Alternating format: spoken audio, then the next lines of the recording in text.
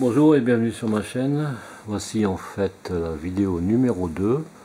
Je vais décaler un petit peu pour qu'on voit un peu mieux. Voilà.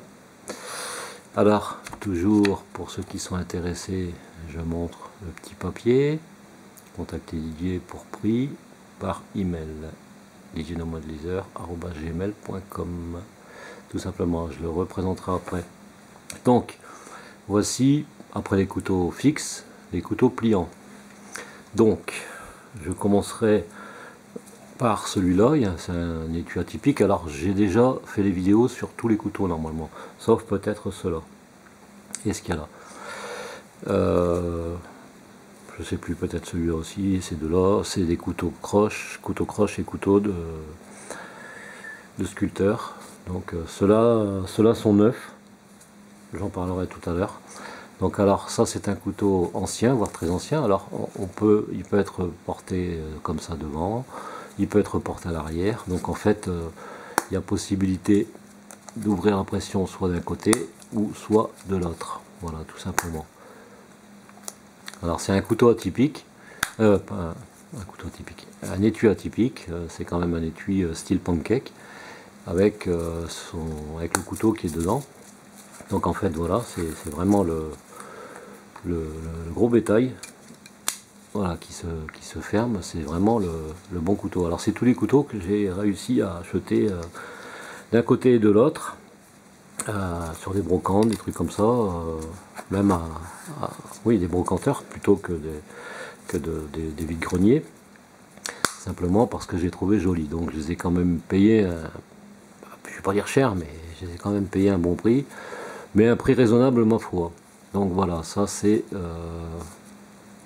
le couteau numéro 1. Après, pour donner un ordre, le 2, le 3, le 4, ça va être un peu compliqué, mais j'ai fait une photo de l'ensemble et ça permettra éventuellement, s'il y en a un qui choisit, il fera un screenshot. J'ai oublié de le dire dans l'autre vidéo, il fera un screenshot et il indiquera celui qui est intéressé, celui ou ceux qui l'intéressent. Ça c'est un autre étui que j'ai fait, donc rouge, hein, c'est un peu particulier, mais bon, simplement parce que c'est un couteau, il tient bien dans l'étui, hein. C'est un couteau, voilà, pour les secouristes, tout ça. C'est un couteau de marque EMT, MTech USA. Voilà, donc c'est des couteaux qui sont quand même assez sympas. Il y a le coupe ceinture de sécurité, il y a ici pour casser la vitre, le petit marteau, on va dire, la petite pointe, tac, et qui est assez sympa. Voilà, l'étui, je vais le mettre dans le mauvais sens, l'étui est original, voilà, ça tient bien en plus, hein, même si elle reste ouverte, pour le perdre il faudra se lever de bonne heure.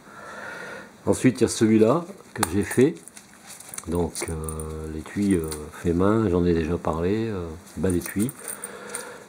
C'est un couteau qui est quand même assez rare parce que j'ai aussi fait des recherches sur internet et j'arrivais pas à trouver ce modèle, tout simplement. Et il est en parfait état, il est d'ailleurs presque neuf, il n'a pratiquement jamais servi. Bon, il faut repatiner un coup cette partie-là, enfin relustrer plutôt. C'est de la corne, c'est très joli. C'est un bon couteau qui coupe extrêmement bien, qui est vraiment sympa, et c'est normalement, on le voit plus trop bien parce que ça, avec la brillance, c'est pas évident, c'est un Rangers. Voilà, tout simplement, Rangers Knife. Stainless steel, un 440, voilà, tout simplement, avec un beau ciselage. Voilà. C'est des couteaux qui sont très bien, c'est des couteaux, celui-là, j'y tenais particulièrement, hein, je le possède depuis déjà très longtemps. Et bon, il faut bien s'en séparer. Après, ça c'est un nouvel étui que j'ai fait. Donc alors port horizontal ou port vertical, hein. C'est au choix là. Donc déjà bien pratique. C'est un couteau d'une bonne consistance, quelque chose qui n'est pas excessivement cher à l'achat, mais qui est très solide. C'est le modèle 4. Tout simplement, hein. Voilà, ouverture d'une main, et c'est le 4. Bon, c'est vrai qu'il a servi un petit peu celui-là, hein. Mais il a été nettoyé, je l'ai démonté, je l'ai huilé, enfin je m'en suis bien occupé. J'entretiens toujours moi mes couteaux et mes étuis, donc il n'y a pas de souci de ce côté-là, avec un bon étui. Alors tout ça c'est pour droitier bien évidemment, celui qui est gaucher il faudra qu'il se débrouille un peu entre parenthèses. Après j'ai ce modèle là qui est pas mal, avec la petite chouette. J'en ai parlé aussi, c'est un Opinel numéro 12. J'ai refait le manche, donc je l'ai arrondi, j'ai mis hop, on voit à travers, j'ai mis une petite je sais plus le nom, j'ai des trous de mémoire, moi c'est affolant, voilà. C'est déjà le beau couteau, hein. Donc le manche il a été huilé, après il faudra peut-être remettre soit l'huilé ou soit une teinte. Voilà, j'ai mis c'est un pin creux, donc pour passer un petit cordon. Donc l'étui est atypique, hein, donc hop, on le ferme. Et il est mis comme ça à la ceinture devant, mais ça peut être mis dans ce sens, hein, même si on voit la chouette à l'envers, c'est pas grave. Ça peut être mis dans ce sens pour ceux qui préfèrent sortir le couteau devant, ou le mettre comme ça pour ceux qui préfèrent sortir le couteau comme ça. Il peut servir aussi éventuellement pour un gaucher s'ils veulent l'avoir à l'arrière, hein, donc c'est quand même bien pratique. Il y a cet étui que j'ai fait avec deux couteaux, donc j'ai voulu, parce que c'est deux couteaux qui m'ont toujours intéressé, en l'occurrence l'Opinel, là c'est un numéro 6. Ils sont assez anciens, hein, mais ils sont en parfait état, ils sont dans leur jus. Et celui-là, c'est un Laguiole qui est très joli aussi. Et quand même ciselé, il est beau. Donc, comme ils sont pratiquement de la même taille, je me suis dit, je vais pas les séparer parce que ça, je trouvais ça sympa. Avec l'étui qui va être possible de mettre sur les passants molles ou à la ceinture, tout bonnement. Ensuite, j'ai fait celui-là. Alors, c'est un étui qui est quand même assez spécial parce que quand on l'ouvre, voilà, il est sur le côté. Et dedans, comme on peut voir, hein, il s'enlève quand même facilement. Il est pas, ça bloque pas. C'est un couteau de chair qui est en très bon état. Donc, pas de souci de ce côté-là, qui coupe, bien entretenu et en port vertical, bien évidemment. Mais l'étui est vraiment sympa. J'avais voulu faire cette forme exprès. Là, j'ai fait un étui noir avec une couture rouge. Je trouve ça assez sympa. C'est un couteau tout à fait normal, hein. C'est un couteau basique, donc c'est un couteau qui ne sera pas vendu très cher. Mais il est quand même ancien. Voilà, donc bien pratique avec les lames et puis avec tout ce qu'il faut. Enfin, voilà, je pense que j'en ai déjà parlé, il me semble, je sais plus. Donc voilà. Là ici, bon ben, je vais pas vraiment les ouvrir, c'est tous des couteaux anciens, c'est tout. Là ici c'est le modèle AL, AL. Je sais pas si on va le voir. AL, voilà.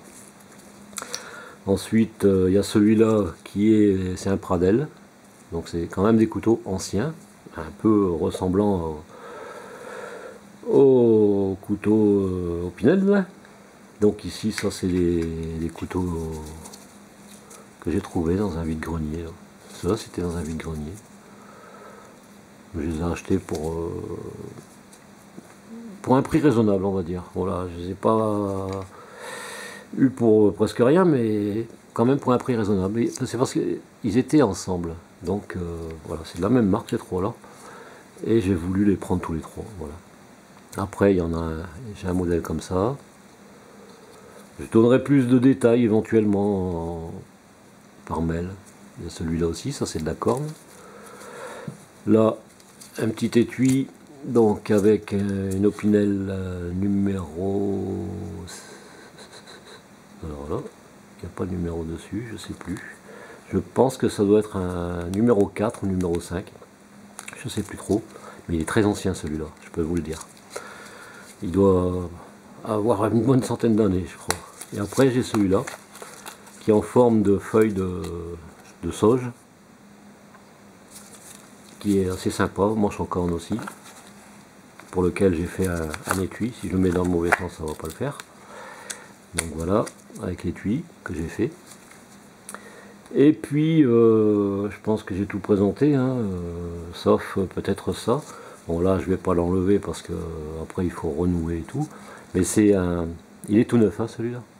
Ça, vraiment neuf. Donc j'ai fait un étui spécial. C'est un double tranchant en fait, hein. Je sais plus quel modèle c'est, mais il est neuf. Donc plus l'étui, parce que quand c'est vendu vendu avec des étuis, excusez-moi, mais des étuis un peu bizarres. Je vais dire un autre mot, mais je préfère pas. Et donc j'ai fait un étui comme ça pour déjà le protéger le tranchant, mais aussi se protéger principalement les doigts. Parce que c'est un couteau croche avec deux tranchants, je sais plus, 163, 164, 162, je sais plus trop. Et là j'ai fait un étui pour aussi un couteau qui est neuf, hein. Bon, il y a quelques petites traces dessus, mais c'est parce que c'est en le nettoyant, je pense. Voilà, c'est un couteau de sculpture. Moi, le mien, j'avais mis une vis ici. J'avais mis enfin une partie de la pression là-dessus, et je l'avais fixé là.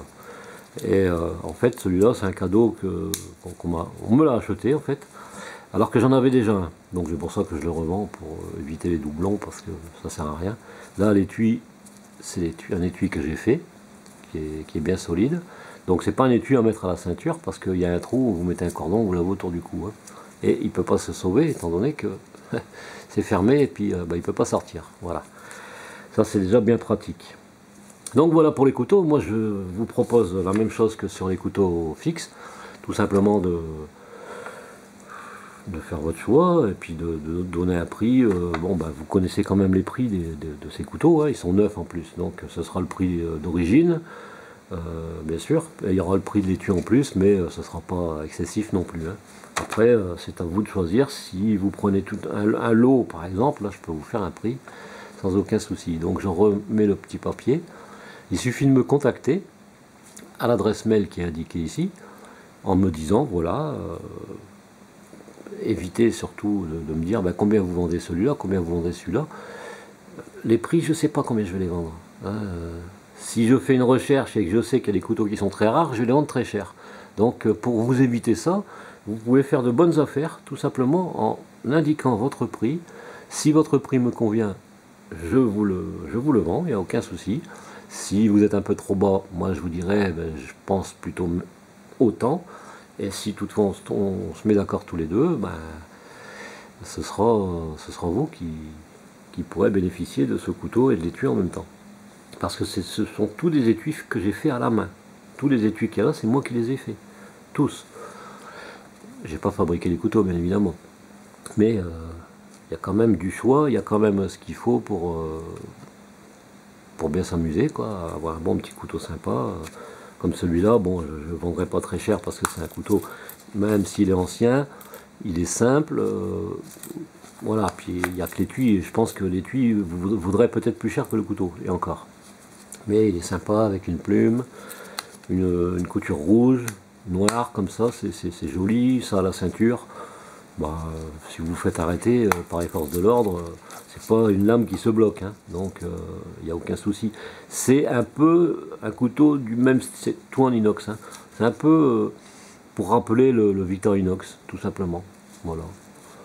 Mais la lame ne se bloque pas, donc vous avez ça à la ceinture.